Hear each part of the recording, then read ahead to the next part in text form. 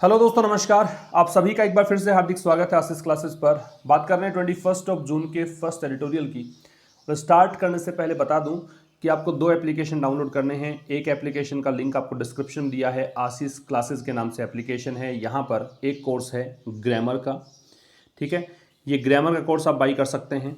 इसमें खास बात ये है कि क्लासेस डिजिटल बोर्ड पर हैं, 0 to एडवांस अप्रोच है, 90 वीडियोज़, 90 प्लस ही मान लीजिए, 88 वीडियोज़ अब तक अपलोडेड हैं, 2-3 वीडियोज़ और यहाँ पे बाकी हैं, वो आ जाएंगे। एक क्लास का ड्यूरेशन 50 मिनट कम से कम और 75 मिनट के बीच का ड्यूरेशन है। इसमें वोकैब भी डिस्कस हमने की है और मोटिवेशनल क्लासेस भी आपको इसके अंदर मिलेंगी, ठीक है। तो ये कुछ आप बाई करने प्राप्त कर सकते हैं। एक और कोर्स चल रहा है फिलहाल, हिंदी टू इंग्लिश ट्रांसलेशन का।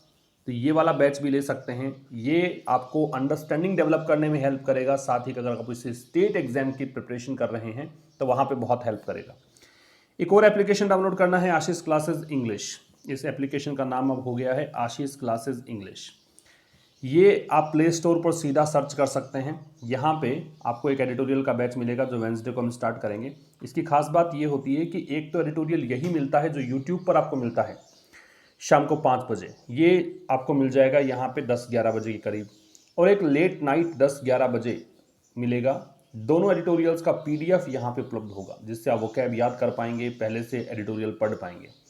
इसके अलावा एक कोर्स यहाँ पे क्लोज टेस्ट और पैराजंबल का है। क्लोज टेस्ट और पैराजंबल बहुत मुश्किलें आती हैं इस प्रकार के जो ये आपका सिलेबस में रहता है क्लोज टेस्ट पैराजंबल, लेकिन बहुत आसान करके इसमें पढ़ाया गया है। खास बात ये है कि इसका सोर्स न्यूज़पेपर है, न्यूज़पेपर से क्लोज टेस्ट पैराजंबल बना के आपको दिए गए हैं। कुछ क्लोज टेस्ट पैराजंबल यहाँ पे अपलोडेड हैं, बाकी इसमें अपडेट कर दिए जाएंगे, ठीक है। इसका भी PDF आपको मिलेगा। तो ये कोर्स आप बाई कर सकते हैं। आइए स्टार्ट करते हैं आज का सेशन वोकैब के साथ। तो आज देखिए कौन कौन से वर्ड्स आपको मिलेंगे इस सेशन में। सबसे पहला वर्ड है आउटरीच। आउटरीच का पार्ट ऑफ स्पीच नाउन है। वैसे ये वर्ब भी होता है, लेकिन जो आपको एडिटोरियल में दे रखा है वो पार्ट ऑफ स्पीच मैंने मेंशन किया है। इसका मतलब है जनसंख्या का एक बहुत बड़ा सेक्शन है, उस तक अगर आप सेवाएं पहुंचाने की काम करते हो तो उस क्रिया को आप सर्विसेज देते हो, बेनिफिट्स पहुंचाते हो एक बड़े सेक्शन को, तो उसको बोलते हैं आउटरीच। दूसरा यहाँ पे है स्ट्रिप ऑफ, जो कि एक फ्रेजल वर्ब है और इसका मतलब होता है किसी से कोई चीज़ छीन लेना, ठीक है। मतलब पनिशमेंट के तौर पर किसी से कुछ छीन लेने को बोलते हैं स्ट्रिप ऑफ। फिर एक वर्ड आपको मिलेगा यहाँ पे डिसमेंबर। डिसमेंबर एक वर्ब है, इसका मतलब डिवाइड या ब्रेकअप है, तोड़ना है। वैसे ये छत विछत करना भी होता है, म्यूटिलेट भी होता है, किसी को अपंग बना देना भी हो सकता है, लेकिन डिसमेंबर का जो मीनिंग आपको निकल कर आएगा एडिटोरियल में वो होगा डिवाइड या ब्रेकअप। बिट्रेयल, बिट्रेयल का मतलब परफिडी या डिसेप्शन है, धोखे को बोलते हैं, ठीक है। ये नाउन है। कंसर्टेड एडजेक्टिव है और इसका मतलब जॉइंट या यूनाइटेड है, जैसे कंसर्टेड एफर्ट्स होते हैं, संयुक्त प्रयास, तो याद रखिएगा जॉइंट या यूनाइटेड। फिर आपको मिलेगा प्रेमिस, एक नाउन है, इसका मतलब धारणा है। अजम्पशन, थीसिस और ग्राउंड, मतलब कोई धारणा, कोई बिलीफ, कोई सिद्धांत, इसको बोलते हैं प्रेमिस, नाउन है। इम्पीडिमेंट, इम्पीडिमेंट एक नाउन है, इसका मतलब हिंड्रेंस है, ऑब्स्ट्रक्शन है, रुकावट है, बाधा है। इंक्यूबेट, इंक्यूबेट एक वर्ब है, इसका मतलब है धीरे धीरे डेवलप होना। वैसे ये किसी बीमारी का धीरे धीरे फैलना भी हो सकता है, लेकिन जो इसका मीनिंग आपको एडिटोरियल में मिलेगा वो है धीरे धीरे विकसित करना, डेवलप करना। एम्ब्रेस, एम्ब्रेस एक वर्ब है, इसका मतलब एक्सेप्ट या सपोर्ट है, स्वीकार करना है। गले लगाने को बोलते हैं वैसे, तो गले लगाने का मतलब स्वीकार करना ही है। फिर है डेंट, डेंट एक वर्ब है, इसका मतलब वीकन या इरोड है, कमज़ोर कर देने को बोलते हैं। रिजिडिटी एक नाउन है, इसका स्टिफनेस, हार्शनेस, स्ट्रिक्टनेस, मीन्स कठोरता को बोलेंगे रिजिडिटी। फिर एक वर्ड है रिवॉर्डिंग, रिवॉर्डिंग का मतलब है लाभदायक, फ्रूटफुल, प्रोडक्टिव, बेनिफिशियल, ये सब इसके सिनोनिम्स होंगे, लाभदायक को बोलते हैं। डिबेस एक वर्ब है, डिबेस का मतलब या तो प्रदूषित करना, दूषित करना होगा, तो एडल्टरेट इसका मीनिंग दे सकते हो, करप्ट कह सकते हो, या फिर अपमानित करना होता है तो डिग्रेड या डिमीन भी इसका मतलब आप ले सकते हो। पिल्फरेज, पिल्फरेज चोरी को बोलते हैं। स्टीलिंग या थेफ्ट नाउन है। फिर एक वर्ड है रिसर्जेंस, रिसर्जेंस का मतलब कमबैक है, वापसी है, वैसे रिवाइवल भी होता है लेकिन यहाँ वापसी का मीनिंग देगा। टैंक वर्ब के रूप में हो तो फेल या कोलैप्स, असफल होना वर्ब के रूप में अगर इसका मीनिंग देते हैं तो। तो ये कुछ वर्ड्स आज आपको मिलेंगे, 16 वर्ड्स तो मैंने निकाल दिए हैं। कुछ और वर्ड्स अगर आपके हों तो पेन नोटबुक लेकर बैठें और वहाँ पर जो भी आपको लगे इंपॉर्टेंट है, चाहे वो ग्रामर का कॉन्सेप्ट हो, चाहे वर्ड्स की बात हो, वो सब आप नोट करते चलें। तो आइए स्टार्ट करते हैं आज का editorial, hope and promise. Monday to Friday हर शाम 5 बजे ये एडिटोरियल हम डिस्कस करते हैं। वैसे एडिटोरियल डिजिटल बोर्ड पर होता है, लेकिन इन दिनों के अंदर ऐसा नहीं है, क्योंकि फिलहाल मैं किसी रिमोट एरिया में हूँ, वहाँ पर नेट कनेक्टिविटी नहीं है, वहाँ पर मेरे पास बोर्ड नहीं है, लेकिन क्लासेस कंटिन्यू रहे, इसलिए मैंने इस तरीके से कंटिन्यू किया हुआ है। और पढ़ने वाले बच्चों के लिए चाहे किसी भी तरीके का क्यों ना हो, आपको समझ में आ ही जाएगा। ठीक है, तो सब पढ़ने वाले बच्चे हैं, इसी आशा के साथ आइए स्टार्ट करते हैं। Hope and promise. देखो, होप एंड प्रॉमिस में एंड कंजंक्शन हुआ, एंड से पहले होप नाउन है तो फिर ये भी नाउन होगा, क्योंकि एंड अपने दोनों साइड में एक समान चीजों को जोड़ता है। तो होप भी नाउन, प्रॉमिस भी नाउन। होप का मतलब आशा, प्रॉमिस का मतलब वादा। तो होप एंड प्रॉमिस का मतलब क्या हो गया? आशा और वादा। ठीक है, तो यहां पे कोई चीज को लेकर आशा है। किसको लेकर आशा है? जम्मू कश्मीर के विभिन्न पॉलिटिकल पार्टी, जो वेरियस पॉलिटिकल पार्टीज हैं, उनके नेताओं को प्रधानमंत्री आवास पर आमंत्रित किया गया है कि हम एक मीटिंग करेंगे। तो एक आशा जगी है कि कुछ यहाँ पे हो सकता है। अब जम्मू कश्मीर में जो स्थितियां बिगड़ी हुई थी 5 अगस्त 2019 के बाद से, जब इसको डिसमेंबर कर दिया गया था 2 यूनियन टेरिटरीज के अंदर, उस दिन के बाद से जो वहाँ पे असंतोष था, तो उसके अंदर कुछ आशा जगी, कुछ हो सकता है। प्रॉमिस क्या वादा रहेगा यहाँ पे इस मीटिंग का, क्या प्रॉमिसेस निकल कर आएंगे, वो सब देखने वाली बात है। किस मुद्दे को लेकर लिखा गया है? तो देखिए, कॉलन लगाकर, इसको कॉलन बोलते हैं, ये जो साइन है ये कॉलन है। तो किस मुद्दे पर लिखा गया है? ऑन सेंटर्स J&K आउटरीच, केंद्र सरकार का जम्मू एंड कश्मीर की आउटरीच। तो ये नाउन था ही। आउटरीच हमने क्या देखा था? जनसंख्या के एक बहुत बड़े तबके तक बेनिफिट्स या फिर सेवाएं पहुंचाना। तो सेंटर, केंद्र सरकार जो है वो जम्मू कश्मीर में किस प्रकार से अब वेलफेयर वाला काम करेंगी, इसको लेकर ये आर्टिकल लिखा गया है। The centre's move to engage with the political leadership in Kashmir is welcome. केंद्र सरकार का मूव, जो बच्चे पहली बार देख रहे हैं एडिटोरियल, उनको बता दूं कि जो ये मैंने येलो कलर आपको दिख रहा है, इसमें जो हाईलाइटेड वर्ड्स हैं वो सब सब्जेक्ट हैं। इसकी वर्ब मैं बताऊंगा आपको। जो ग्रीन कलर में आपको नजर आएगा वो सब वोकैब वाली बातें रहेंगी। जो भी नए वर्ड्स हैं, इंपॉर्टेंट वर्ड्स हैं, उनको मैंने हाईलाइट किया हुआ है। तो केंद्र सरकार का मूव किस लिए? Engage with. एंगेज विद का मतलब होता है साथ मिलकर काम करना।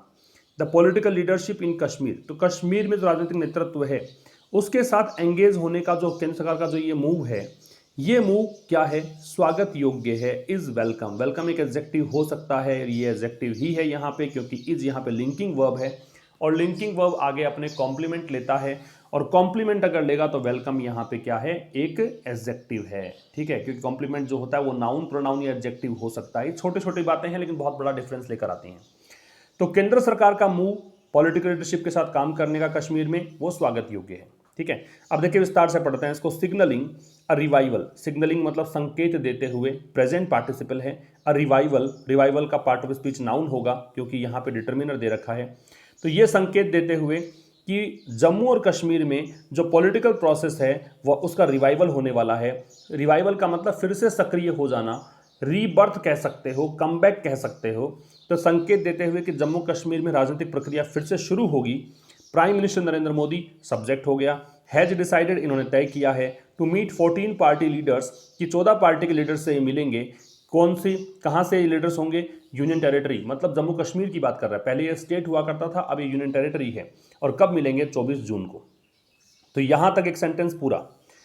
तो पॉलिटिकल प्रोसेस के रिवाइवल का संकेत देते हुए जम्मू कश्मीर में प्राइम मिनिस्टर नरेंद्र मोदी ने डिसाइड किया है, ये इसकी वर्ब हो गई, कि वो 14 पार्टी के लीडर से मिलेंगे, यूनियन टेरिटरी से जो लीडर्स होंगे, और कब मिलेंगे? 24 जून को। देखने वाली बात ये थी कि prime minister Narendra Modi subject था, इसकी वर्ब हैज डिसाइडेड है, हैज के साथ वर्ब की थर्ड फॉर्म लगाते हैं। प्राइम मिनिस्टर से पहले द क्यों नहीं है, ये कारण मैंने काफी बार बताया है, फिर भी अगर आप नए हैं तो सुनिएगा। अगर प्राइम मिनिस्टर से बाद में आपको उस व्यक्ति का नाम दे रखा है जो कि इनकम्बेंट है, जो फिलहाल उस पद पर है, तो उससे पहले आर्टिकल लगेगा नहीं। ऐसा ही प्रेसिडेंट में होगा, ऐसा ही चीफ मिनिस्टर में होगा। तो यहां अगर नरेंद्र मोदी नाम नहीं होता तो द प्राइम मिनिस्टर होता। ठीक है, और हैज, हैव, हैड, इन सबके साथ थर्ड फॉर्म आती है, डिसाइडेड का प्रयोग किया। डेट की अगर बात करते हो तो उनका प्रयोग करते हैं। सिंस भी लगा सकते हैं, लेकिन सिंस तब लगाते हैं 24 जून से लेकर आगे तक कोई प्रक्रिया, हम बोलते हैं कि 24 जून से लेकर अब तक कुछ ऐसा हो रहा है, तो हम सिंस का प्रयोग करते हैं। ठीक है, ये किसी पर्टिकुलर डेट की बात है, इस कारण से ऑन का ही प्रयोग परफेक्ट है। आगे देखिए, मिस्टर मोदी इज आउटरीच। तो मिस्टर मोदी का जो ये आउटरीच है, आउटरीच का मतलब ये भी होता है कि आप अपने दायरे से बाहर जाकर काम कर रहे हो। आउटरीच का मतलब ये भी है कि आप एक्सटेंड कर रहे हो अपना हेल्पिंग हैंड, कि आप सहायता करना चाहते हो, उसे कहते हैं आउटरीच। तो मिस्टर मोदी के जो आउटरीच है, मिस्टर मोदी जो यहाँ पे कोशिश कर रहे हैं बेनिफिट्स देने की, सहायता पहुँचाने की, तो ये जो आउटरीच है इज टेकिंग प्लेस, ये जगह ले रही है। टेक मतलब लेना, प्लेस का मतलब जगह लेना, इसका मतलब ये स्थापित कर रही है नियरली 2 years आफ्टर। कब, मतलब ये आउटरीच वाला ख्याल कब आया मोदी जी के दिमाग में? ये लगभग 2 सालों के बाद आया। नियरली का मतलब अप्रोक्सीमेटली या about. After the state of Jammu and Kashmir was stripped of, और कब आया? इस चीज़ के बाद। किस चीज़ के बाद? कि जम्मू और कश्मीर का जो राज्य है उसको जब स्ट्रिप ऑफ कर दिया गया। स्ट्रिप ऑफ क्या बताया मैंने? कि किसी से सजा के तौर पर अगर आपने कुछ छीन लिया है, तो जब इस राज्य से छीन लिया गया, क्या छीन लिया गया? It's special constitutional status. It's आ रहा है जम्मू कश्मीर के लिए। स्पेशल का मतलब विशेष, कॉन्स्टिट्यूशनल संवैधानिक, स्टेटस का मतलब दर्जा। तो जम्मू कश्मीर से जब विशेष संवैधानिक दर्जा छीन लिया गया, उसके बाद ये ख्याल इनके दिमाग में आया। एंड डिसमेंबर्ड, और क्या किया था 2 साल पहले? इसको डिसमेंबर कर दिया था। डिसमेंबर का मतलब इसको तोड़ दिया था, डिवाइड कर दिया था, ब्रेकअप कर दिया था। कितने भागों में? 2 यूनियन टेरिटरी, एक लद्दाख और एक जम्मू कश्मीर। ठीक है। और किस माध्यम से किया था? थ्रू, एक माध्यम के लिए लगता है प्रेपोजिशन है, एन अनप्रेसिडेंटेड एक्सरसाइज। अनप्रेसिडेंटेड का मतलब जो अब तक नहीं हुआ है ना, that has not happened earlier, अभी तक जो नहीं हुआ है उसे अनप्रेसिडेंटेड बोलते हैं। तो एक ऐसे एक्सरसाइज में, एक्सरसाइज किसकी थी? Central powers. तो केंद्र की शक्तियों का प्रयोग इस तरीके से किया गया जो आज तक नहीं किया गया था। उस माध्यम से 2 यूनियन टेरिटरीज में इसको विभाजित कर दिया गया, इसका विशेष दर्जा छीन लिया गया। उसके 2 साल होने में आ गए, तो अब इनको कुछ ख्याल आया है कि कुछ तो किया जाए वेलफेयर के लिए। तो यहां तक एक दूसरा सेंटेंस पूरा हुआ। एक बार मैं रिपीट करूंगा कि कौन सी चीजें आपको ध्यान देने योग्य थी यहां पर। इसी तरीके से आपको खुद को भी न्यूज़पेपर पढ़ने की हैबिट डाल लेनी चाहिए। मिस्टर मोदीज आउटरीच सब्जेक्ट है, इसकी वर्ब इज टेकिंग है। State of Jammu Kashmir subject है, इसकी वर्ब वॉज स्ट्रिप्ड ऑफ है। ठीक है। इसके बाद में आपको देखना था स्ट्रिप ऑफ का मतलब। स्ट्रिप ऑफ का मतलब है किसी को डिप्राइव कर देना, पनिशमेंट के तौर पर किसी से कुछ छीन लेना। डिसमेंबर का डिवाइड या ब्रेकअप होता है। फिर आपको यहां पे देखना क्या है? आपको देखना है यहां पे क्या चीज? अनप्रेसिडेंटेड का मतलब भूतपूर्व है, एडजेक्टिव है। ठीक है। और थ्रू जो है एक प्रेपोजिशन है, ये माध्यम के लिए यूज किया जाता है। और तो कुछ खास यहाँ पे था नहीं। ठीक है। तो कहने का मतलब ये था कि मिस्टर मोदी के दिमाग में 2 साल के बाद, लगभग 2 साल बीत गए, भी 5 अगस्त 2019 की डेट थी, अब जून चल रहा है, तो लगभग हो ही गया ना, 2 महीने 2 साल भी हो जाएंगे। तो ये 2019 में क्या हुआ था कि सेंटर ने अपनी शक्तियों का प्रयोग इस तरीके से किया कि किसी सरकार ने नहीं किया। किया क्या कि इसने स्पेशल कॉन्स्टिट्यूशनल स्टेटस को हटा दिया और इस यूनियन टेरिटरी में 2 यूनियन टेरिटरी में बांट दिया इसको। ठीक है। इसके 2 साल के बाद यहाँ पे आउटरीच का ख्याल इनमें आया है। तो आउटरीच जो है मिस्टर मोदी का, ये 2 साल के बाद घटित हो रही है ये प्रोसेस। आगे देखिए, दिस डेमोन्स्ट्रेट्स। डेमोन्स्ट्रेट का मतलब होता है डिस्प्ले, दिखाना, रिवील करना। ठीक है। तो ये जो चीज़ है ये दिखाती है क्या? अ डिजायरेबल फ्लेक्सिबिलिटी। डिजायरेबल का मतलब वांछनीय, जो चाहा गया हो। फ्लेक्सिबिलिटी लचीलापन, उदारता। इन हिज अप्रोच, उनकी अप्रोच में। Towards resolving the Kashmir issue, किसको लेकर? कश्मीर मुद्दे को लेकर, कश्मीर मुद्दे को सॉर्ट आउट करने को लेकर। रिजॉल्व का मतलब होता है सॉर्ट आउट करना, रिजॉल्व करना मतलब सुलझाना। ठीक है। तो ये जो चीज़ है ये यहाँ पे दर्शाता है कि यहाँ उनकी जो अप्रोच है, किन की अप्रोच, अपने आप से क्वेश्चन पूछते रहें, क्योंकि इस प्रकार के क्वेश्चंस पूछोगे तभी जाके आपको कॉम्प्रीहेंशन का जो आपकी एक एफिशिएंसी है वो डेवलप होगी। तो ये जो चीज़ हो रही है ना, मिस्टर मोदी जो ये 2 साल के बाद मीटिंग वगैरह ले रहे हैं, तो ये दर्शाता है क्या? कि ये एक फ्लेक्सिबिलिटी है, ये एक लचीलापन है। और लचीलापन कैसा है? वांछनीय, की होना भी चाहिए था, इच्छा भी थी लोगों की ऐसी कि ऐसा देखने को मिले। किस चीज़ में? मिस्टर मोदी की अप्रोच में। और मिस्टर मोदी की अप्रोच किसको लेकर है? कश्मीर मुद्दे को सुलझाने को लेकर जो अप्रोच है उसके लिए। तो दिस की वर्ब ये है, टुवर्ड्स यहाँ पे प्रेपोजिशन है, प्रेपोजिशन के बाद में आईएनजी लगता है वर्ब का फॉर्म, ये ध्यान रखिएगा। ठीक है। आगे देखते हैं। Considering the absence of an agenda. Considering, ये सोचते हुए, ये समझते हुए, थिंकिंग है ना, सोचते हुए, ये प्रेजेंट पार्टिसिपल हो गया। देखो, किसी भी सेंटेंस के स्टार्ट में अगर आईएनजी फॉर्म दिखे, ये कुछ बातें मैं बताता हूं बीच बीच में, ये बातें आपको नोट कर लेनी है। जब किसी सेंटेंस का स्टार्ट आईएनजी फॉर्म से मिले तो मान के चलना 2 संभावनाएं हैं, या तो वो प्रेजेंट पार्टिसिपल है या वो जेरेंड है। अब जेरेंड कब होगा? जेरेंड तब होगा जब इसको देखकर वर्ब लगा रखी होगी। अगर वर्ब नहीं लगा रखी है तो फिर ये पार्टिसिपल ही कहलाएगा, प्रेजेंट पार्टिसिपल ही कहलाएगा। ठीक है भाई। तो considering the absence of an agenda, तो कोई एजेंडा की अनुपस्थिति को देखते हुए, कंसीडर करते हुए कि कोई एजेंडा नहीं है मीटिंग को लेकर। एजेंडा क्या होता है भाई, कोई मीटिंग हम आयोजित कर रहे हैं, उस मीटिंग में किस मुद्दे पर बात करेंगे, क्या टॉपिक है, किस मुद्दे पर हम मिल रहे हैं, तो वो है एजेंडा। ठीक है, तो यहां मीटिंग का कोई एजेंडा नहीं है, इस चीज को ध्यान में रखते हुए। और दूसरी बात, and the prevailing sense of betrayal, prevailing का मतलब होता है एग्जिस्टिंग, ये वर्ड बहुत बार आ रहा है इन दिनों में, एग्जिस्टिंग जो वर्तमान में है, जो अस्तित्व में है। और साथ में यहां कश्मीरीज, कश्मीरीज कौन होंगे, कश्मीर के लोग, कश्मीर के लोगों में जो एक सेंस डेवलप हो रखा है वर्तमान में बिट्रेयल का। बिट्रेयल क्या होता है, डिसेप्शन को बोलते हैं, परफीडी को बोलते हैं, बताया था मैंने आपको, धोखे को बोलते हैं। कश्मीरियों को लग रहा है कि हमारे साथ धोखा हुआ है, ये भाव उनके मन में व्याप्त हो गया है। इसको देखते हुए any hope of a quick resolution, कोई भी आशा किसकी, कि बहुत जल्दी में रेजोल्यूशन निकल जाएगा, एक हल निकल जाएगा to the frozen political questions. याद रखें, सॉल्यूशन अगर हो किसी चीज का हो टू लगता है, रेजोल्यूशन का मतलब भी सॉल्यूशन ही है, इसलिए टू लग रखा है। फ्रोजन का मतलब जो जम चुका है, भी फ्रीज फ्रोज फ्रोजन, ये फ्रोजन जो है पास्ट पार्टिसिपल फॉर्म में है, थर्ड फॉर्म है। फ्रोजन जम चुका है, जो मतलब अब कुछ उसमें मूवमेंट नहीं हो रहा है, स्थिर हो चुका है। पॉलिटिकल क्वेश्चन, राजनीतिक प्रश्न, इज नॉट रियलिस्टिक, अभी इज किसको देखकर है, इस होप को देखकर। तो क्या कहना चाह रहा लेखक कि भाई एक तो मीटिंग का एजेंडा नहीं बताया मोदी जी ने कि मिलेंगे किस मुद्दे पर बात करेंगे, क्या चाय कॉफी के लिए बुलाया केवल। दूसरा, यहाँ पे कश्मीरियों के बीच में एक धोखे का भाव भी डेवलप हो चुका है। इन दोनों चीज़ों को देखते हुए लेखक कह रहा है कि भाई जो पॉलिटिकल क्वेश्चंस, जो राजनीतिक प्रश्न होते हैं ना, कि आप एक लोकतांत्रिक व्यवस्था के हिस्से हैं, तो इस कंडीशन में आप चाहे वो क्वेश्चन पूछ सकते हैं, आपको सुनने की हैबिट भी होनी चाहिए, आप बोल भी सकते हैं, ये दोनों चीज़ें। तो ये जो चीज़ें हैं ना, जो काफ़ी दिनों से फ्रोजन पड़ी हुई हैं, मतलब काफ़ी दिनों से हो नहीं रहा कश्मीर में, तो ये इसका जो सोल्यूशन है ना कि जल्दी समाधान निकल जाएगा, ये तो रियलिस्टिक नहीं है। ये बात तो काल्पनिक लगती है। आप ये सोचो कि ऐसा हो जाएगा, ये सपनों में हो सकता है, लेकिन हकीकत में तो बहुत दूर है होना, ये कहना चाह रहा है। ठीक है, अब मैं इसको वैसे बताऊं तो बिट्रायल का मतलब बता दिया था मैंने आपको। एनी हॉप सब्जेक्ट है और इसकी वर्ब जो है वो यहाँ पे इज दे रखी है, ये हॉप भी अंडरलाइन होना चाहिए था, मतलब हाईलाइटेड होना चाहिए था। रियलिस्टिक का मतलब इमेजिनरी का ऑपोजिट है, इमेजिनरी काल्पनिक होता है, रियलिस्टिक यथार्थवादी होता है। ठीक है भाई। अच्छा, एक बात बता दूं, बीच में मैं आपको डिस्टर्ब कर रहा हूं, माफी चाहूंगा। एक सेशन चल रहा है क्विज 03 तक हो चुका है, क्विज 04 आज अपलोड हो जाएगा। 10 क्वेश्चंस हम डिस्कस कर रहे हैं, धीरे धीरे संख्या बढ़ती जाएगी स्टूडेंट्स की, आप शेयर करते जाएं तो मैं क्वेश्चंस की संख्या 15-20 तक उसमें ले जाऊंगा। ठीक है, वहां पे हम क्वेश्चन डिस्कस कर रहे हैं कॉमन एरर के और सिनोनिम्स, एंटोनिम्स और करेक्टली स्पेल्ड वर्ड या मिस स्पेल्ड वर्ड, इसके क्वेश्चन डिस्कस कर रहे हैं। इस प्रकार की जो सीरीज होती हैं वो आपको एक अच्छा कलेक्शन देगी क्वेश्चंस का। इस प्रकार की सीरीज से जो क्वेश्चंस आप सीखेंगे मेरे साथ, वो क्वेश्चंस हो सकता है एग्जाम में हूबहू आपको मिल जाए। तो बहुत मेहनत करके वो सीरीज बनाई जाती है, उसका PDF आपको टेलीग्राम चैनल पर उपलब्ध होता है, तो वो जरूर देखा करें। साथ में मैंने कल से ही एक रीट के लिए भी शुरू किया है। राजस्थान में जो टीचर रिक्रूटमेंट के लिए एक एग्जाम होता है रीट, समझते होंगे आप, बहुत बड़ी तादाद में स्टूडेंट्स हैं, उनकी डिमांड थी काफ़ी दिनों से, तो उनके लिए मैंने क्विज शुरू किया। मैं चाहता हूँ क्विज के माध्यम से आप सीखें, क्योंकि मैं डिस्कशन कर लेता हूँ बीच बीच में कि क्या कॉन्सेप्ट है, क्या रूल इसमें लग रहा है ना। तो क्विज के माध्यम से एक तो क्वेश्चन के क्वेश्चन हो गए और आपको एग्जाम में डर भी नहीं लगेगा, क्योंकि एग्जाम में भी तो क्वेश्चन ही देखने हैं अल्टीमेटली आपको। तो वो भी आप जरूर से शेयर करें, ताकि जो स्टूडेंट तैयारी कर रहे हैं रीट की, वो भी उन चीज़ों को देख पाएँ। और आप इस सेशन को जरूर से शेयर कर देना और एक लाइक जरूर करके जाना, ये भी आप लोगों से रिक्वेस्ट है, रिक्वेस्ट ही करनी पड़ती है, करते तो हो नहीं आप।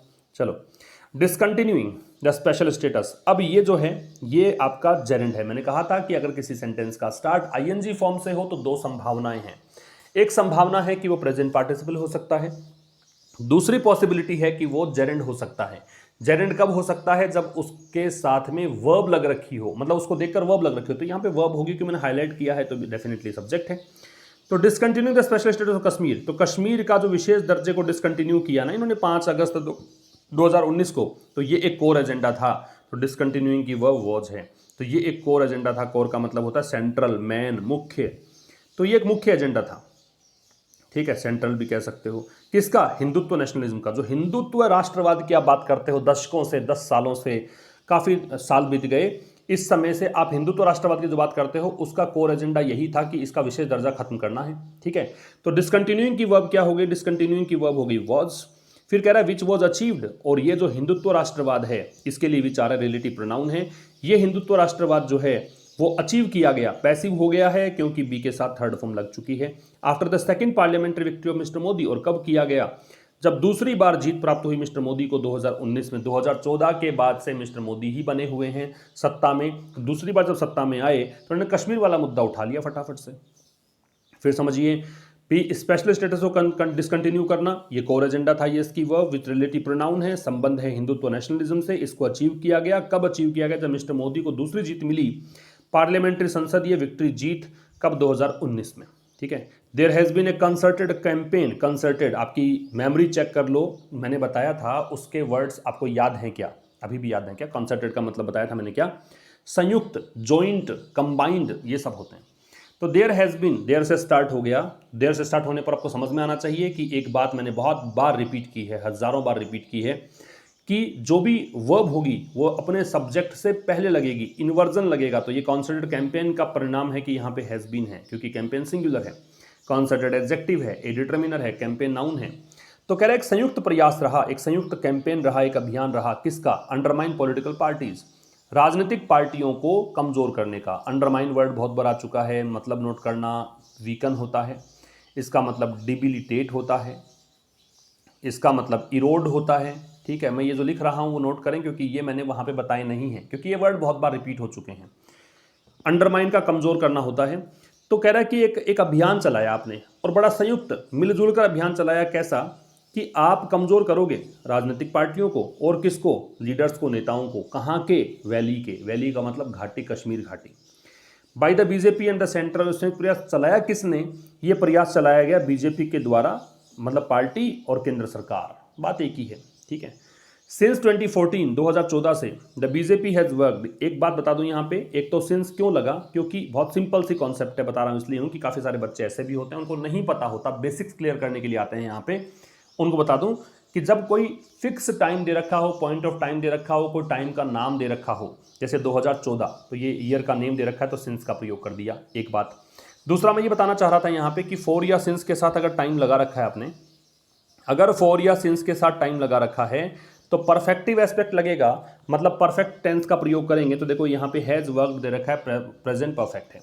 बीजेपी से पहले द क्यों है? क्योंकि राजनीतिक पार्टी है। ये कुछ चीजें आपको बहुत हेल्प करेंगे एग्जाम पॉइंट ऑफ व्यू से। तो 2014 से बीजेपी ने काम किया है। किसके तहत काम किया है? एक धारणा के तहत। प्रेमिस का मतलब बताया था मैंने, धारणा, एक अजम्पशन है। ठीक है, एक प्रिंसिपल, एक बिलीफ, ये सब कह सकते हो आप। तो एक धारणा के अनुसार काम किया है। एक धारणा क्या है? दैट की द पीडीपी एंड एनसी, ये दोनों राजनीतिक पार्टी है वहां की, ये जो पीडीपी और नेशनल कांग्रेस है, वर इम्पीडिमेंट्स, इन्होंने ये माना है कि ये रुकावट है, ये बाधा है। इम्पीडिमेंट का मतलब हिंड्रेंस था, ऑब्स्टेकल था, ऑब्स्ट्रक्शन था, रुकावट, बाधा, नाउन है। तो इनको ये माना है कि ये पार्टियां बाधा थी, रुकावट थी, नॉट फैसिलिटेटर। फैसिलिटेटर का मतलब क्या है? अगर मैं कहूं कि आप किसी काम के लिए फैसिलिटेटर हो, इसका मतलब आप उस काम को और आसान बनाने वाले हो। फैसिलिटेटर का मतलब a person who makes something easier. अगर कोई ऐसा व्यक्ति है जो किसी काम को और आसान कर देता है, उसको फैसिलिटेटर के नाम से जानते हैं। ठीक है। तो कहा गया कि बीजेपी ने काम किया एक प्रेमिस के तहत, और प्रेमिस ये था कि ये जो पार्टियां हैं वो रुकावट थी, ना कि फैसिलिटेटर। किसके लिए? To a solution in Kashmir, Kashmir में सॉल्यूशन के लिए। भी कश्मीर में हल चाहते हो तो ये पार्टियां तो रुकावट डाल रही थी, बाधा पहुंचा रही थी। ऐसा नहीं है कि हल निकालने के लिए फैसिलिटेटर का काम कर रही थी। तो 2014 से ही बीजेपी ने काम किया। बीजेपी की वर्ब हैज़ वर्कड है, अंडर प्रेपोजिशन है, प्रेमिस का मतलब बता दिया मैंने, धारणा को बोलते हैं, अजम्पशन को बोलते हैं। फिर पीडीपी और एनसी सब्जेक्ट है, इसकी वर्ब वर है, इंपीडिमेंट्स यहाँ पे नाउन है। इसके बाद देखिए the BJP short lived alliance. Short lived का मतलब अल्पकालिक, काफी कम समय तक चला था ये। अलायंस का मतलब गठबंधन। पीडीपी राजनीतिक पार्टी हो गए, दे नहीं लगा रखा, दे लगा दो आप, कोई दिक्कत नहीं है, राजनीतिक पार्टी है। तो बीजेपी का जो थोड़े समय के लिए चला जो गठबंधन था पीडीपी के साथ, फार फ्रॉम बिल्डिंग ब्रिजेस। देखो बिल्ड ब्रिज का मतलब क्या होता है? वैसे शाब्दिक अर्थ निकालोगे तो इसका मतलब है पुल बनाना। अब पुल बनाने का मतलब ये है कि दूरियां कम करना। अगर आप पुल बना देते हो तो दूरियां कम करते हो, आप अपने मतभेदों को दूर करते हो, आप मित्रता की ओर बढ़ते हो, ये सब मतलब निकलते हैं।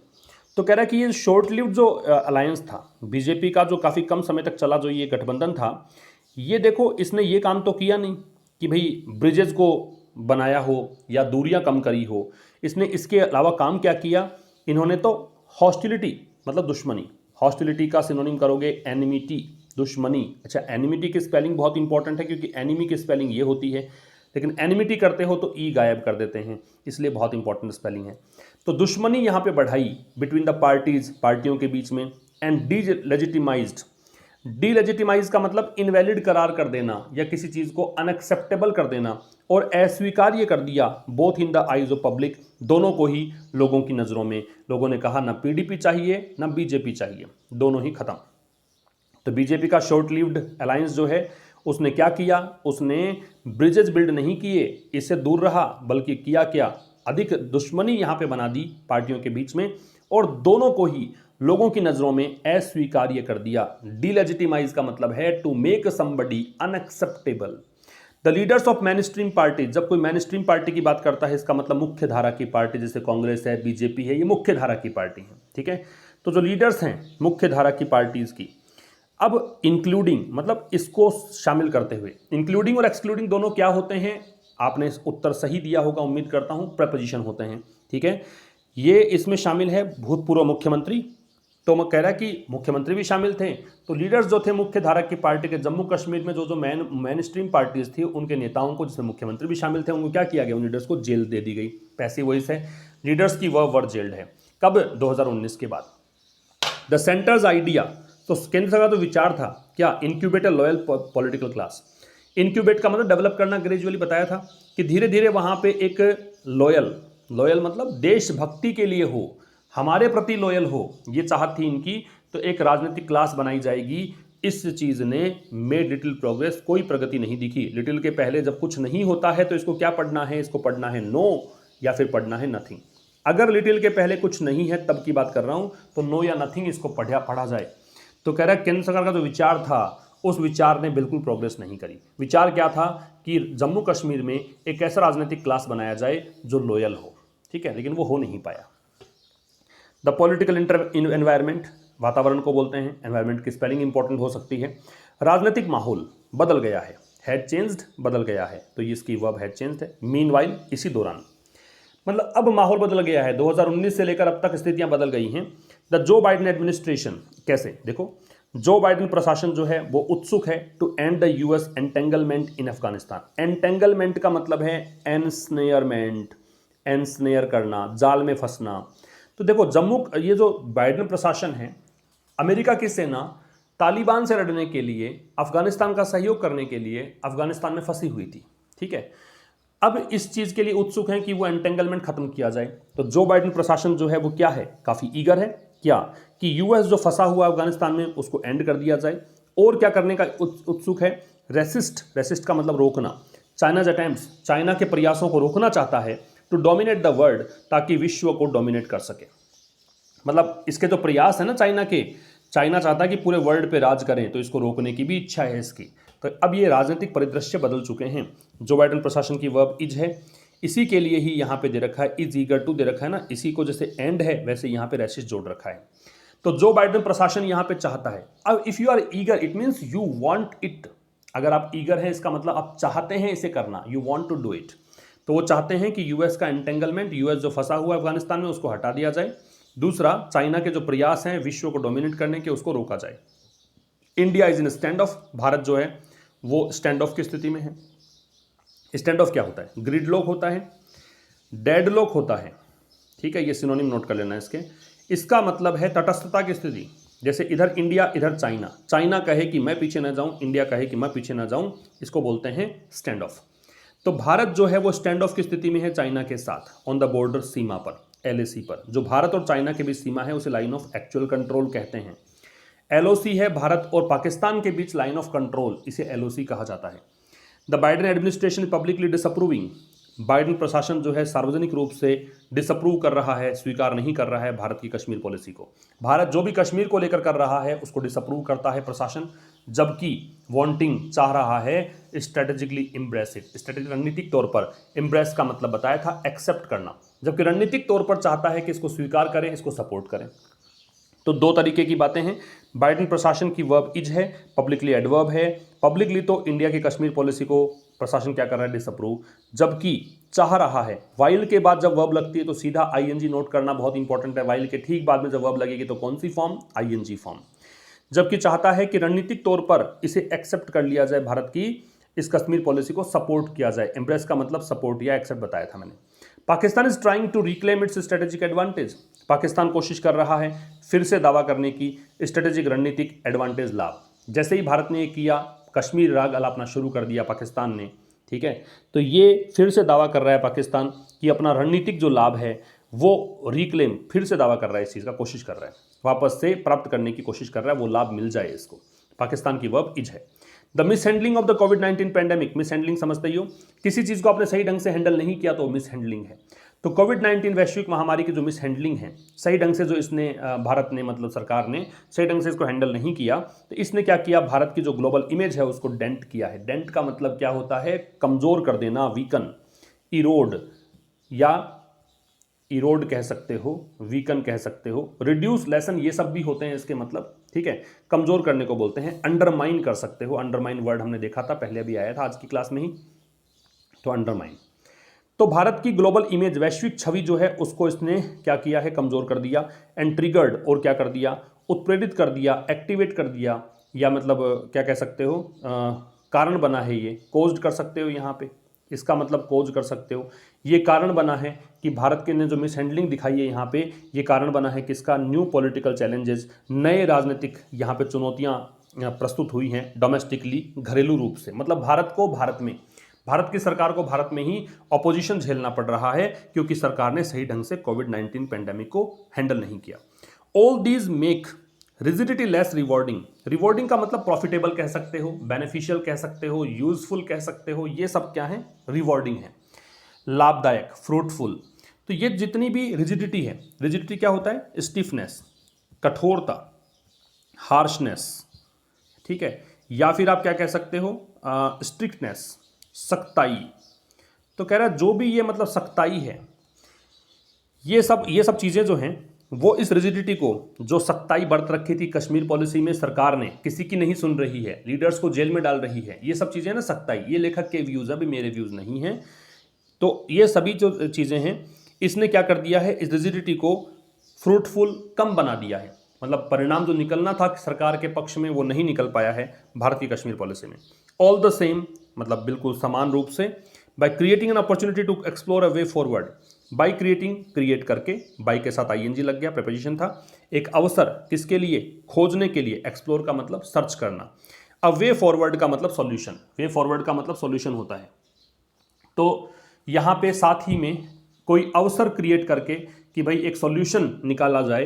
The centre has acted wisely, केंद्र सरकार ने बहुत सही तरीके से, बहुत बुद्धिमानीपूर्ण तरीके से कार्य किया है। Regardless of its reasons, regardless of का मतलब है इस बात से लेना देना नहीं है कि कारण चाहे कुछ भी दिए हो सरकार ने, लेकिन यहाँ पे बड़े ही बुद्धिमानीपूर्ण तरीके से काम किया है, ठीक है।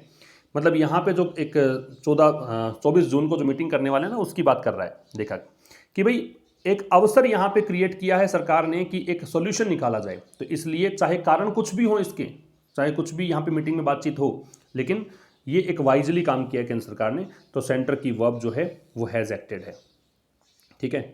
It must engage the political parties, अब ये बीजेपी के लिए, केंद्र सरकार के लिए है। मस्ट जहां पे लगता है इसका मतलब जरूर से ऐसा होना ही चाहिए, बाध्यता है, कंपल्सन है, मैंडेटरी है, कंपल्सरी है। तो केंद्र सरकार को जरूर से जरूर एंगेज होना चाहिए पॉलिटिकल पार्टीज के साथ, इन गुड फेथ, मतलब अच्छा विश्वास दिखाए, बिल्कुल सही तरीके से पॉजिटिव वे में जुड़े, and with an open mind, और खुले दिमाग से जुड़े। तो केंद्र सरकार को जम्मू कश्मीर की राजनीतिक पार्टियों के साथ मिलकर जो काम करने की बात है ना, वो बड़े खुले दिमाग से करनी चाहिए और गुड फेथ में अच्छा सोच के जाना चाहिए। Kashmir's governance challenges are not managerial. अब कश्मीर के जो गवर्नेंस चैलेंजेस हैं, वहाँ के शासन में प्रॉब्लम जो है, गवर्नेंस मतलब शासन, चैलेंजेस चुनौतियाँ, तो कश्मीर के शासन संबंधी चुनौतियाँ जो है ना वो मैनेजरियल नहीं है। ऐसा नहीं है कि एडमिनिस्ट्रेटिव प्रॉब्लम वहाँ पे है, ऐसा नहीं है। मैनेजरियल का मतलब होता है मैनेजर से संबंधित, ठीक है, मैनेजमेंट से संबंधित, तो व्यवस्था संबंधी प्रॉब्लम नहीं है, एडमिनिस्ट्रेटिव प्रॉब्लम नहीं है। आगे कह रहा है एंड करप्शन इन्वेस्टिगेशन, और जो भ्रष्टाचार की जांच है, legitimate as they may be, यहाँ पे कह रहा है कि हो सकता है कि आप जांच करवा रहे हो वो लेजिटिमेट हो, वैध हो, सही हो, वैलिड हो, लीगल हो। तो वैलिड या लीगल को बोलते हैं लेजिटिमेट, ठीक है। जो भी इन्वेस्टिगेशंस है उसके लिए दे आ रहा है, तो ये इन्वेस्टिगेशंस में संभावना बताता है कि हो सकता है कि आप जो जांच करवाना चाहते हो करप्शन की वो बिल्कुल जायज़ हो, लेकिन जो ये करप्शन इन्वेस्टिगेशन है उनका यूज नहीं किया जाना चाहिए। पैसिव वॉइस बना रखा है भाई, मॉडल के साथ बी लगा के थर्ड फॉर्म लगाते हैं पैसिव वॉइस में, मॉडल के साथ क्या जोड़ते हैं, बी। इनका यूज नहीं किया जाना चाहिए किसके लिए, पॉलिटिक्स को डिबेस करना, डिबेस का मतलब दूषित करना, कमजोर करना, अपमानित करना। तो राजनीति को अपमानित करने के लिए इसका प्रयोग नहीं किया जाना चाहिए। इटसेल्फ क्या है, ये मैंने बताया था पिछले एक दो सेशन में भी। इटसेल्फ जब सब्जेक्ट या फिर नाउन जिसके बाद में लग जाता है तो वो इम्फेटिक प्रोनाउन कहलाता है। अगर ये वर्ब के बाद में लगता है तो इसे रिफ्लेक्सिव प्रोनाउन कहा जाता है। ठीक है, तो कह रहे लेजिटिमेट तो हो सकता है कि आप इन्वेस्टिगेशन कराओ, लेकिन इन इन्वेस्टिगेशन का प्रयोग ऐसे मत करो कि राजनीति को ही शर्मसार कर दो आप। एफर्ट्स टू टेकल करप्शन, तो कह रहा जो प्रयास हैं किस चीज़ के, भ्रष्टाचार को टेकल करने के, और पिलफेरेज और किसको टेकल करने के, चोरी को। बताया था ना, स्टीलिंग या थेफ्ट। तो जो प्रयास हैं भ्रष्टाचार टेकल करने के और चोरी को टेकल करने के, शुड नॉट अमाउंट टू का मतलब होता है इक्वल होना। तो वो प्रयास इस चीज़ के बराबर नहीं होने चाहिए, किसके, फर्दर मतलब आगे बढ़ाना, इनस्टेबिलिटी अस्थिरता इन जम्मू एंड कश्मीर। तो आप जो प्रयास कर रहे हो भ्रष्टाचार को नियंत्रित करने के या चोरी को नियंत्रित करने के, ये प्रयास ऐसा नहीं है कि आप जम्मू कश्मीर में अस्थिरता को जन्म दे दो इन चीज़ों से, ऐसा नहीं होना चाहिए। द सेंटर्स अपीयर्स, केंद्र सरकार ऐसा लगता है, टू हैव डन, किसने कर लिया है, सम ग्राउंड वर्क, कुछ यहाँ पे जमीनी काम ग्राउंड वर्क करके आई है केंद्र सरकार। दो यद्यपि it has not revealed any plans yet, यद्यपि ये केंद्र सरकार के लिए है, इसने अभी तक कोई भी योजना जो है वो रिवील नहीं की है। रिवील का मतलब जाहिर करना, डिस्क्लोज करना। तो केंद्र सरकार ऐसा लगता है कि इसने कुछ ना कुछ ग्राउंड वर्क तो जरूर किया है, यद्यपि इसने अभी तक प्लान्स नहीं बताए हैं कि मीटिंग क्यों करना चाहती है। अब लेखक बता रहा है सलाह केंद्र सरकार के लिए कि the meeting must be a beginning, कि जो मीटिंग है ये जरूर से एक शुरुआत होनी चाहिए। किसको लेकर, a durable and democratic resolution of the Kashmir question, कि कश्मीर वाला जो मुद्दा है उसके लोकतांत्रिक हल निकालने के लिए, एक टिकाऊ हल निकालने के लिए ये शुरुआत होनी चाहिए। एंड नॉट एन एक्सरसाइज, ये कोई ऐसी क्रिया नहीं होनी चाहिए कि मैनेजिंग द सेंटर्स इमेज, की केंद्र सरकार केवल अपनी छवि सुधारने की कोशिश कर रही है, मैनेज करने की कोशिश कर रही है, ये नहीं होना चाहिए। ठीक है, तो मीटिंग की वर्ब क्या है, मस्ट बी। तो मीटिंग जो है वो जरूर से होनी चाहिए एक शुरुआत, किसको लेकर, एक ड्यूरेबल और डेमोक्रेटिक रेजोल्यूशन को लेकर, एक टिकाऊ हल निकले, काफी लंबे समय तक चलने वाला हल निकले, ड्यूरेबल एडजेक्टिव है, डेमोक्रेटिक लोकतांत्रिक हल निकले, रेजोल्यूशन नाउन है, डेमोक्रेटिक भी एडजेक्टिव है। किसका, कश्मीर वाली प्रॉब्लम का, क्वेश्चन का मतलब यहाँ पे प्रॉब्लम या इश्यू मान लो। ठीक है, और ये कोई ऐसा एक्सरसाइज, ऐसा काम नहीं होना चाहिए कि आप सेंटर की इमेज को मैनेज करने की कोशिश कर रहे हो। अब देखते हैं फाइनेंशियल एक्सप्रेस में क्या है। फाइनेंशियल एक्सप्रेस भी देखो साथ में चल रहा है आपका, ताकि मैं चाहता हूं कि अगर आप बैंक की तैयारी करते हो या इकोनॉमी वाले आर्टिकल पढ़ना चाहते हो वो भी आपको समझ में आए, और उम्मीद करता हूं कि बहुत हेल्पफुल रहे होंगे ये सेशंस आपके लिए। द रीसर्जेंस, रीसर्जेंस का मतलब क्या बताया था, कम बैक, जो वापसी हुई है किसकी, कोविड-19 पेंडेमिक की। इसने, इस वापसी ने क्या कर दिया है, डिमांड को प्रभावित किया है। रिसर्जेंस सब्जेक्ट है, इसकी वर्ब हिट है। हिट की तीनों फॉर्म सेम होती है, first form, second form, third form. यहाँ पे इसको सेकंड फॉर्म माना जाए, क्योंकि अगर ये फर्स्ट फॉर्म होती तो इसमें एस जुड़ता, अगर ये थर्ड फॉर्म होती तो इससे पहले कोई सहायक क्रिया होती। ठीक है, तो ये सेकंड फॉर्म है। तो जो कोविड-19 पेंडेमिक की वापसी हुई है उसने डिमांड को प्रभावित किया है और प्रोडक्शन को प्रभावित किया है। किसका, कोयले का। कब, अप्रैल 2021 वाले महीने में। ठीक है, दो यद्यपि, यद्यपि हुआ क्या है, एक मिनट, यद्यपि प्रोडक्शन ग्रू बाई, प्रोडक्शन जो है, उत्पादन जो है बढ़ा 7.8%। ये है वाई ओ वाई का मतलब ईयर ऑन ईयर। एक बात तो समझना, ये ईयर ऑन ईयर है। जब किसी प्रेपोजिशन से दो एक जैसी नाउन जुड़ती है, जैसे यहाँ भी ईयर और यहाँ भी ईयर है, ये दोनों सिंगुलर आएंगी। ठीक है, जब प्रेपोजिशन से दो एक जैसी नाउन जुड़ती हैं तो दोनों सिंगुलर आएंगी, याद रखना। इसके साथ अगर वर्ब लगाने की जरूरत हो तब भी वो सिंगुलर ही आएगी। तो कह रहे यदि प्रोडक्शन बढ़ा, मेनली ड्यू टू, मुख्यतः क्यों बढ़ा, क्योंकि लो बेस इफेक्ट था। बेस इफेक्ट मैंने समझाया था आपको। बेस इफेक्ट का मतलब, जैसे मान लो 2021 है, इसमें आप देख रहे हो प्रोडक्शन कितना हुआ, 2020 का प्रोडक्शन कितना हुआ। तो 2020 में मान लो कि प्रोडक्शन 1 हुआ और यहाँ पे 2 हो गया, तो आप कहोगे बिल्कुल दुगना हो गया, क्योंकि यहाँ था ही 1, है ना। ये बेस इफेक्ट है कि मतलब पिछले वर्ष में बहुत कम बेस था, इसको लेकर मान सकते हो कि प्रोडक्शन बढ़ा है। ठीक है, व्हेन कंपेयर्ड विद अप्रैल 2019, अब ये कह रहा है कि जब आप कंपेयर करो 2019 से, कोल प्रोडक्शन फेल बाई 7% इन अप्रैल 2021। तो कोल प्रोडक्शन जो है वो गिरावट उसमें आई, फॉल की सेकंड फॉर्म में। कहाँ तक गिरावट आई, बाई का मतलब तक है, 7.9% तक गिरावट आई। कब, अप्रैल 2021 में। समझ में आ गया होगा, बहुत सिंपल सी बात है। ऑन अ MOM बेसिस, ये है मंथ ऑन मंथ, अगर महीने दर महीने के आधार पे देखें तो प्रोडक्शन जो है टैंक हुआ। टैंक जब वर्ब के रूप में है तो इसका मतलब होता है फेल होना, कोलैप्स होना, बिल्कुल गिर गया, बिल्कुल धराशायी हो गया। 46.5% कम रहा ये। अगर महीने दर महीने की बात करें तो प्रोडक्शन में इतनी गिरावट आई, ये किस कारण थी? जिसकी वह वजह है क्योंकि कोल प्रोडक्शन जो है जनरली पीक पे रहता है मार्च में हर साल, क्योंकि कोल प्रोडक्शन जो है मार्च में पीक पे रहता है। कारण क्या है? क्योंकि कोयला निकालने वाले जो माइनर्स हैं, माइनर मतलब जो निकालते हैं ज़मीन से खुदाई करके, ये जो माइनर्स हैं, रैंप अप का मतलब होता है इंक्रीज करना। ये तो वर्ड बहुत बार हमने सीखा है, इंक्रीज करना, एस्केलेट करना, बढ़ाना। तो इनका काम क्या होता है कि आउटपुट मतलब प्रोडक्शन, ये प्रोडक्शन को बढ़ाते हैं। किस लिए बढ़ाते हैं? To meet their year end targets. Meet मतलब पूरा करना है, यहाँ पे अपने साल के अंत वाले टारगेट्स हैं उनको पूरा करने के लिए मार्च में प्रोडक्शन को बढ़ाते हैं। तो मंथ ऑन मंथ बेसिस जो है उसमें प्रोडक्शन कितना कम हो गया? इतना। कारण क्या था? क्योंकि कोल प्रोडक्शन जनरली मार्च में सर्वाधिक होता है, पीक पर होता है हर साल। कारण क्या है? क्योंकि एज यहाँ पे कंजंक्शन है, बिकॉज का मीनिंग दे रहा है, क्योंकि माइनर्स जो हैं वो आउटपुट को रैंप अप करते हैं, बढ़ाते हैं। किस लिए? अपने साल के एंड के टारगेट्स को प्राप्त करने के लिए, पूरा करने के लिए। तो ये था दोस्तों आज का एडिटोरियल। मिलेंगे कल एक नए सेशन के साथ, जरूर से शेयर कर दीजिएगा और लाइक जरूर करके जाएं। मिलते हैं कल ठीक शाम 5 बजे, तब तक के लिए नमस्कार, थैंक्स अ लॉट।